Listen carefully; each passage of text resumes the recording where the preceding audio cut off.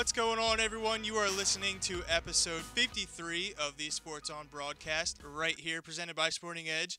I am your host, Tyler Edgerton. Alongside me would be the great Alexander the Hey, Great. How you doing this week?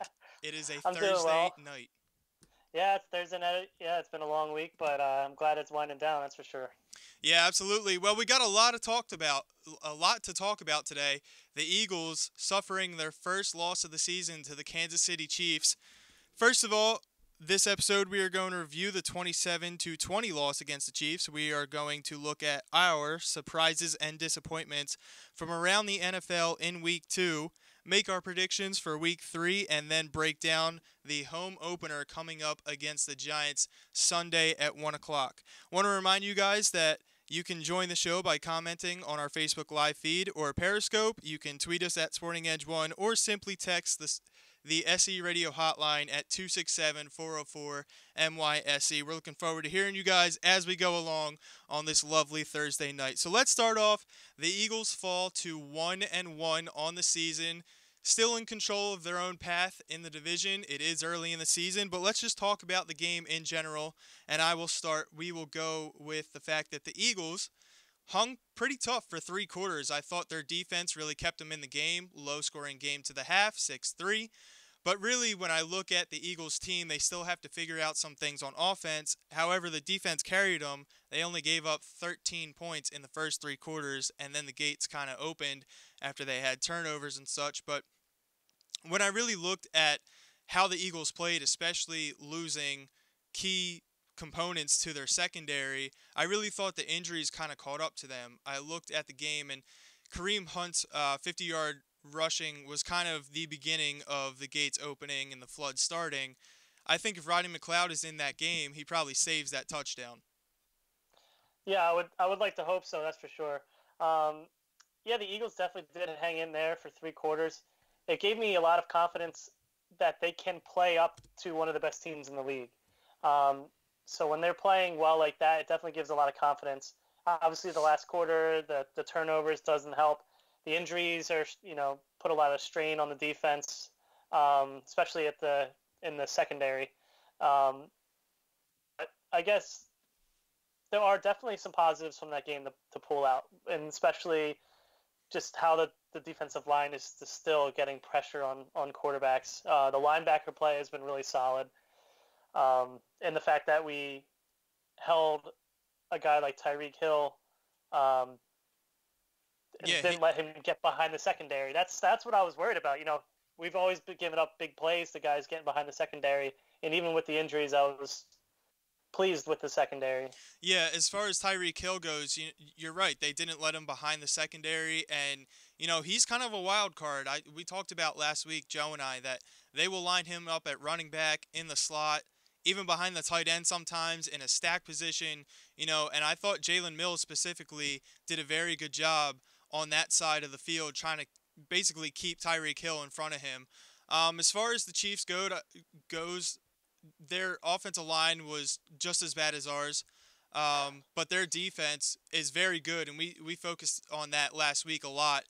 The Eagles did have some struggles in the run game, but I thought they did pretty good in the pass game, albeit Carson Wentz dropping it back 56 times. You're going to see sacks. You're going to see pressures. Right. But I think they held up pretty well, and we'll talk about that. We'll talk about the offensive line a little bit more going into the Giants game. But as far as kind of what went well, I was really surprised to see Zach Ertz have another strong game. It's just fueling the fire. They came on very late, him and Carson Wentz last season, and now you look at it, and he's third in receiving in the league in yards. That's huge. Still doesn't have a touchdown, but hey, he's getting open. They're able to exploit the center of the field, and then you follow it up with Alshon Jeffrey getting his first touchdown as an Eagle. That was huge as well. Yeah, definitely. It's great to see Zach Ertz produce at a high level for, 6, 7 games straight now. Hmm. Um, I know that last year, especially at the beginning, in the middle of the last year, everyone is just wants Zach Ertz. Where is Zach Ertz? Where is he? Why isn't he getting open? Why isn't Carson Wentz hooking up with Zach Ertz? And now it seems like that's kind of like an afterthought because the past games in our memories have been Zach Ertz wide open and Carson Wentz hitting him in stride. He's been very good on third down, getting to the sticks and getting to the sideline and catching along the sideline. So it's good that I'm happy that he's showing up on third down because I think Jordan Matthews was probably our best third down option, at least in the passing game last season. It's good to see Zach Ertz kind of take that role. So that's definitely, it's great to see him. Yeah, Alshon Jeffrey, it's great to see him get on the scoreboard. I still think him and Wentz have some things to work on, but it was definitely great to see him get his first touchdown. And Wentz specifically, he's a very good quarterback. Stats are there, but he's also dropping back a lot, and that's kind of been the talk around the city is, hey, why don't they get back to running the ball? Why don't you line up in I formation and pound it? Well, what we saw in Kansas City is they decided to go with Darren Sproles, and I don't know if they're getting away from LeGarrette Blount or it was just the attack that they saw. Sproles did touch the ball 10 times for 48 yards. That's pretty good, but they got away from it, and Doug Peterson's excuse was that, they were down in the game, they were trying to go up, or they were trying to get back in the game, but to throw 15 times straight in the fourth quarter, I don't know what else you can say. Don't want to beat a dead horse here, but you need to give LeGarrette Blount some carries, especially up the middle. He didn't register one in the game. Yeah, I completely agree. I mean, the fact that we're throwing the ball so much is not beneficial to the offense. When a lot of your plays involve screen passes and play action, if you're never going to run the ball, no one's going to fall for the play action. Yeah. So that is what really frustrates me about Doug Peterson's play calls. And it even frustrates me even more when he says, yeah, we do need to run the ball more. I should have run the ball more. Well, then run the ball more. Yeah, you said, I've heard that before. Like, just run the ball. He's talking like he doesn't have control over what play is called. We've all played Madden. It looks like he's playing Madden out there. Pass, pass, pass. Right. I don't understand why they got LeGarrette Blount if they're not going to use him. Hopefully they do going forward. Wendell Smallwood has been a big disappointment. So maybe, you mix in Corey Clement a little more just to get the run game going. Now, as far as the offensive line, they do have Isaac Seumalo in there. And he's actually been pulled out for the upcoming game against the Giants. They're going to put in Chance Warmack who hasn't dressed for the first two games. We'll see how that holds up, but yeah, I mean, you got to focus on play calling. The defense looks solid, and to be honest, they're really carrying the offense right now. Yeah, it's a shame it's great to rely on defense, but not this much. Another thing that needs to be worked on is turnovers. I'm sure we've all talked about this before. Carson Wentz needs to find a way to get the ball over the defensive line. He seems to hit a lot of hands, a lot of helmets, even anything. He needs to work on getting the ball over the offensive line on the short passes because right now it's creating turnovers and it's a problem for him. I hear you. Yeah, no, absolutely. I mean, he's a 6'5" quarterback. He's got to deliver that correctly. And one thing I noticed, and I forget who it was on the radio, but they brought this up. Carson Wentz, when he lines up in shotgun so frequently, he doesn't take like a 2-3, even 5-step drop out of the shotgun. Now, I know you're backed up already from the line, but if you do that, it's kind of like the Drew Brees theory, where you back up a little bit more, you have better passing lanes to go through. And I wonder if that's part of the reason, he's taken the hike and taken a step back. If he takes 3 steps back, maybe he's got a different lane to deliver, or we'll see going forward. But yeah, that was just one thing I picked up on, and I do want to kind of monitor that going forward. Now let's get into, because we're flying along here, we know there's Thursday Night Football, and a lot of people will be tuning in, even though Thursday Night Football has been awful. As always. Yeah, let's get into one of our favorite segments called What's the Call? West right slot, 2 jet, all go on 1-on-1. Ready, right, set, screen 80, screen set.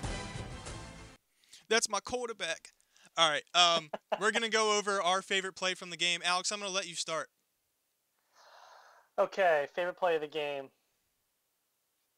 I guess maybe not one specific play, but it was great to see Darren Sproles get some solid carries and fall forward for such a small guy. It's great to see him, get 8 yards on a run. Albeit I'd rather that be as a secondary rusher, not a primary. Right. But I guess I like seeing him. I always like seeing Darren Sproles do well, so I like seeing him have a good game. I think on the ground. I think what they've realized is Darren Sproles, even though he's 34, 35, he fits the offense to a T.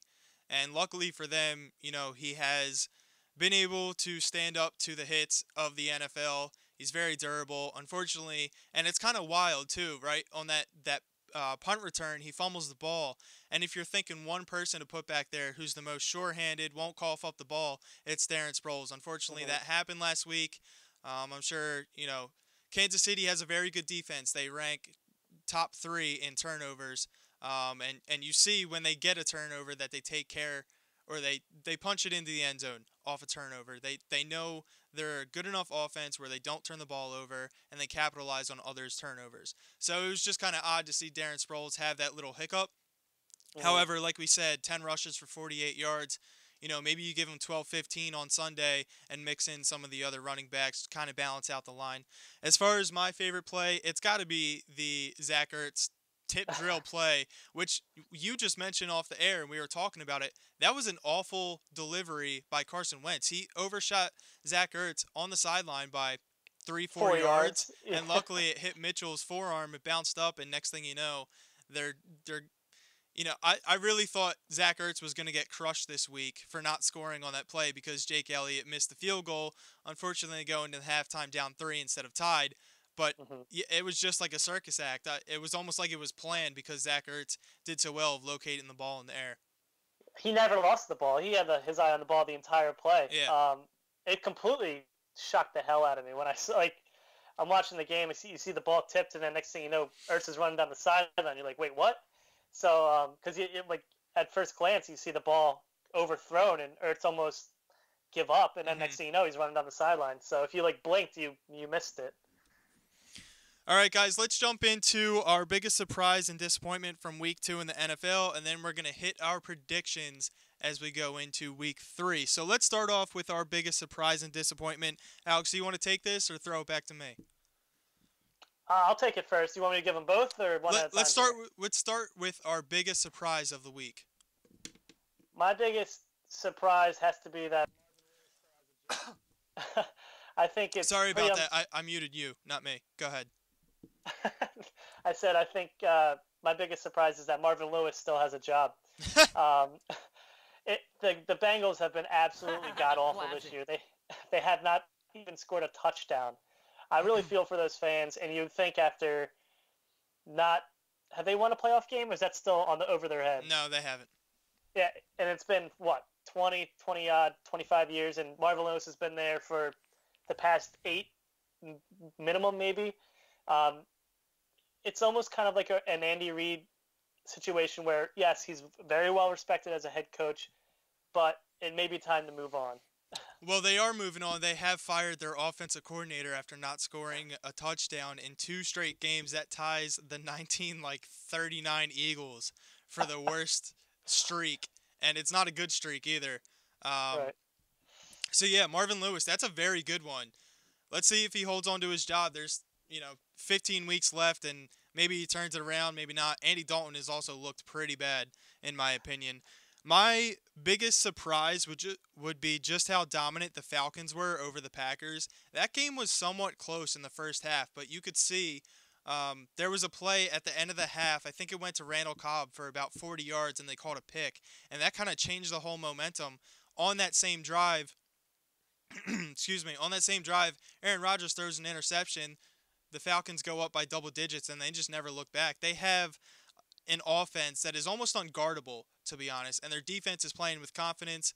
It was, of course, their home opener, brand new stadium. I'm sure they were fired up, but really, in my opinion, the Falcons are the most dominant-looking team in the NFL, aside from maybe Kansas City, who we hung pretty tough with. So it's good on an Eagles standpoint, but, the Falcons really showed their stripes.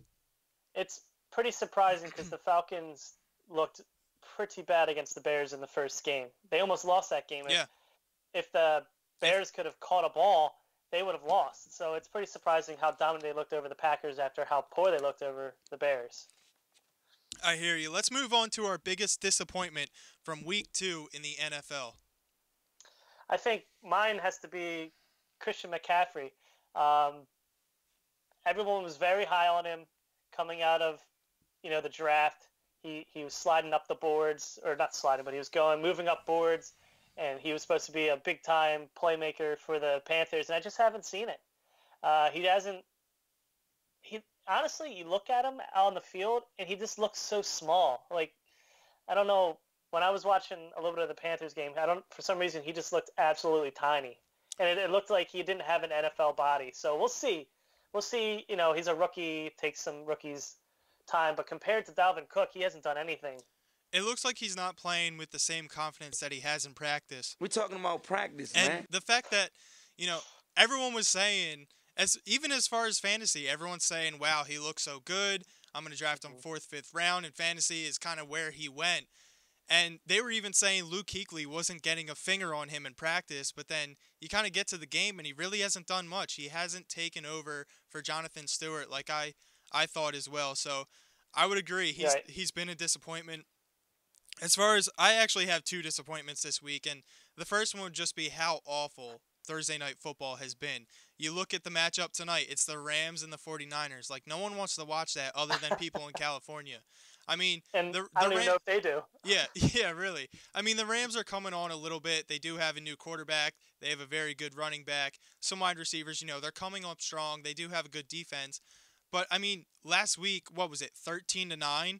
And the best thing about that game was, the fact that it ended. It was very bad. There was 1 touchdown. Deshaun Watson, I guess, was a little bit exciting, but I don't know. You think of Cincinnati, and they have a high-powered offense. They have 3 decent running backs. They have a very good tight end, 2 good wide receivers. John Ross they just drafted, and they literally can't score. And then you have the Texans on the other side, who luckily bounced back, but they got blown out to the Jaguars in week 1, and then they come out and score 13 points. It's just, when you have a short week like that, and usually the away team doesn't win because they're traveling, it's just very sloppy football. My other disappointment would be the tight ends around the league. Yes, some of them produced, but a lot of them haven't. I think Jimmy Graham has, 3 yards or 3 catches through 2 games? Right. That's not good at all. And then just the injuries that they sustained this week.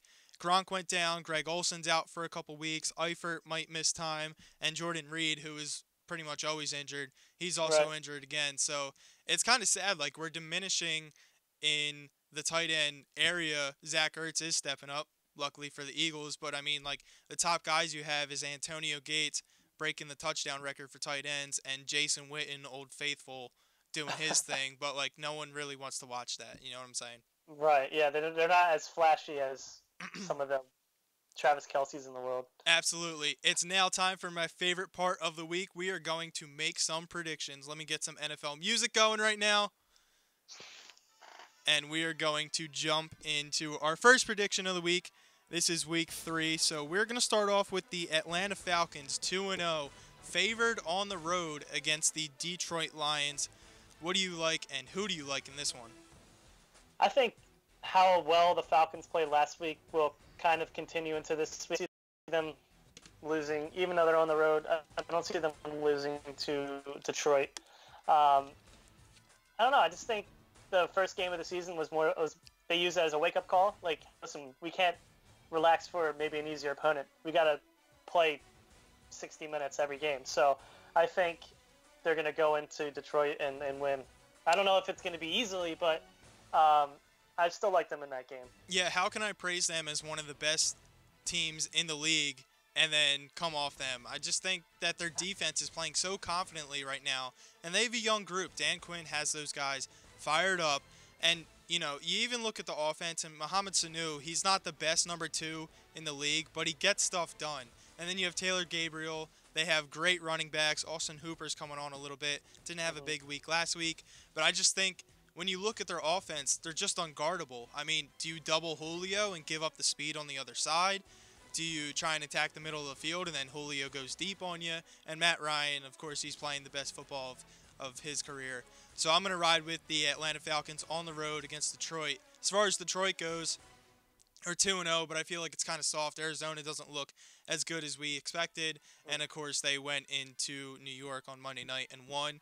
It's a short week for them. They have to include travel. At least Atlanta played Sunday night, not Monday night. So we are both going to ride with Atlanta. Our next game on tap would be the Seattle Seahawks against the Tennessee Titans. I think it's interesting. They're both 1-1. They had really tough losses in week 1. They bounced back last week. Who you going with? It's almost a push, in my opinion. It's going to be a pretty interesting matchup. I still think Seattle will win the game, because I don't know. I have a hard time betting against Seattle, even though they haven't looked as great as they've been in past years. I still think they'll find a way to win. It's interesting because I took Seattle as one of my Super Bowl picks this year, but the way they've looked, kind of to back up what you've been saying, I don't know. I look at their star players. I just mentioned Jimmy Graham has 3 catches, but Russell Wilson is the 22nd ranked quarterback in yardage so far through 2 weeks. Now, I know it's only 2 weeks, but even still, I'm pretty sure he leads the team in rushing yards, which is not good. They have Thomas Rawls. They went out and got Eddie Lacy. They're not contributing. And then on top of that, the Seahawks just can't score. They're averaging 10 points a game. Tennessee, I believe, is averaging 25 points a game.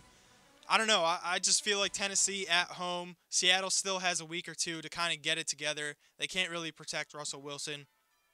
If you can't win, you can't score. Or if you can't score, you can't win. I had that backwards. But, yeah, I'm going to ride with Tennessee this week, even though I think in the long run they might be the lesser team. Right. It should be an interesting matchup, that's for sure. All right, guys, it is now time to jump into the home opener for the Philadelphia Eagles coming up against division rival, the New York Giants, right up 95. We're going to start off this game. It's going to be Sunday, 1 o'clock, but let's start off with some key injuries on both sides. We're going to start with Philadelphia and talk about how Rodney McLeod, Jaylen Watkins, and Corey Graham are all suffering from hamstring injuries. That's essentially 3/4 of the secondary out, or you could even call it a half, but Jaylen Watkins has been filling in for Ronald Darby as he's been out, and then of course McLeod is out as well, and his backup is Corey Graham. So you look at that, those are 3 big contributors, and also they could miss a couple weeks. We also talked about Isaac Seumalo being demoted and Chance Warmack going in. How do you think this affects the Eagles' game plan on both sides of the ball for Sunday? I think for sure on defense, without really that safety net at all of a safety, because Malcolm Jenkins likes to play up. He likes to play against the slot, against the tight ends. It's going to be really interesting to see who's back there in safety. Is it going to be Chris Maragos? Chris Maragos? Like, are you kidding me? Or is it going to be... I want winners. Is it going to be... I don't know, we just picked up a guy, Trey Elston, off of Buffalo's waiver wire. It's not going to be him. I don't know. Who's it going to be? It's going to be interesting, especially since Jaylen Watkins has been a backup safety in the past too. So really, we lost almost 3 safeties in a week. So yeah, it got so bad last week in Kansas City that Jim Schwartz went up to linebacker Camus Grugier-Hill and told him that he might have to go back and play safety because we lost 3 players. Yeah, it should be interesting. Maybe they'll put Torrey Smith at safety. Who knows?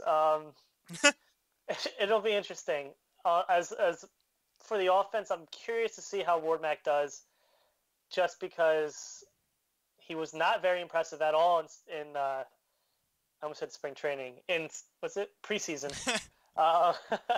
He has not been very impressive at all, and the fact that he was not even dressed the past couple of weeks is interesting. I thought maybe they would have went Wisniewski because he played guard last year, and I thought he did an okay job.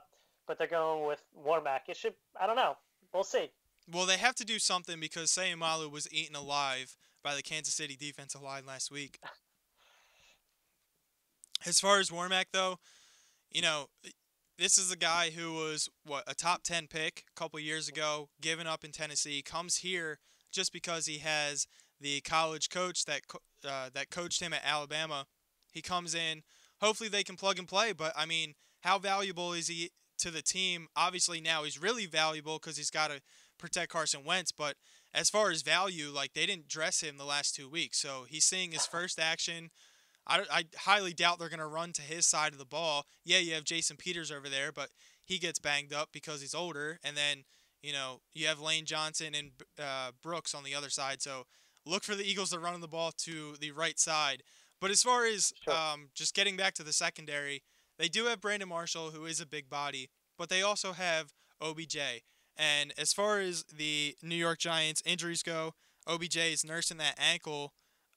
He did make his appearance last week. I think he had, 4 catches for 36 4 yards. catches. But Mhm. really, what I'm looking at with the Giants is they have Janoris Jenkins and BJ Goodson, their starting middle linebacker. Both did not participate today. And Thursday is kind of the judgment day as far as if they're going to play or not. They did not participate.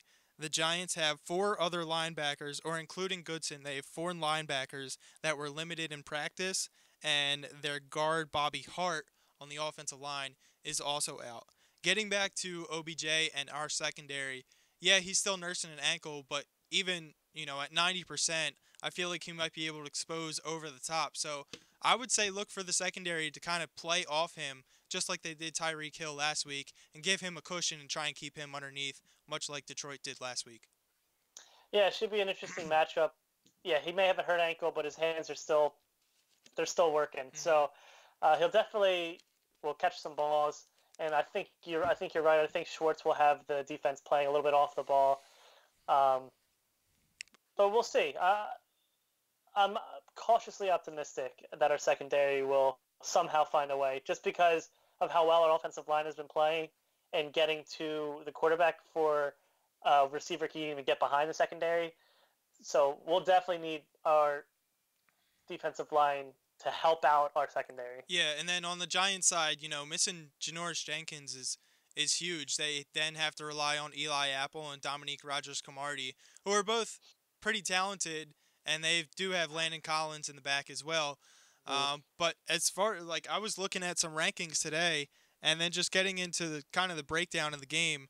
If you guys think that the Eagles are going to run the ball this week, I wouldn't be so sure depending on if Janoris Jenkins suits up this week. If he does not, the Giants right now are ranked 28th in the secondary through 2 games. So if you think they're going to run the ball, maybe not so fast. They do air it out a little bit. I'm sure there will be a little bit more balance, but I don't know. The Eagles, they came very close to winning 2 games, and yeah, there's no moral victories in the NFL because there's only 16 games, but still, they were able to move the ball through the air for 3-4 quarters. You don't want to count the last drive because Kansas City was playing a soft defense, but still, I think you're going to see more balance. I would expect that the Eagles run the ball at least 20 times in this upcoming game, but I still think they're going to try and attack through the air, go down the field with Torrey Smith. Hopefully they connect on one of them down the field, but I just wouldn't be so surprised if you think they're going to come out and run the ball 35 times. Yeah, I don't know if we'll ever see that this year, running the ball that many times, unless it's Carson Wentz scrambling out of the backfield. I feel like we're going to have a lot of – I don't know if we're going to be able to stretch. I think DRC is pretty quick as a corner. I feel like we're going to have a lot of crossing routes in the middle. See a lot of Ertz again. Maybe see more of Aguilar. We didn't really see him that much last week. Right, one touchdown. Right, yeah. I think Torrey Smith will struggle a little bit this week. I don't know. I just feel like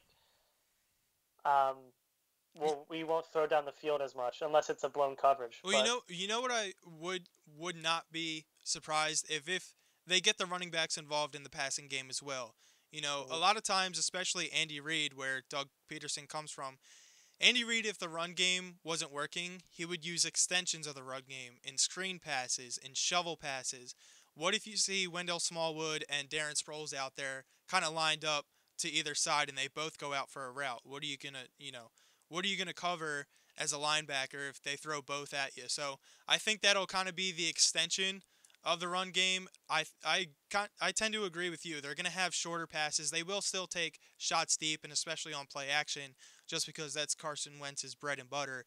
But I would not be surprised if someone like Darren Sproles even leads the Eagles this week in receptions.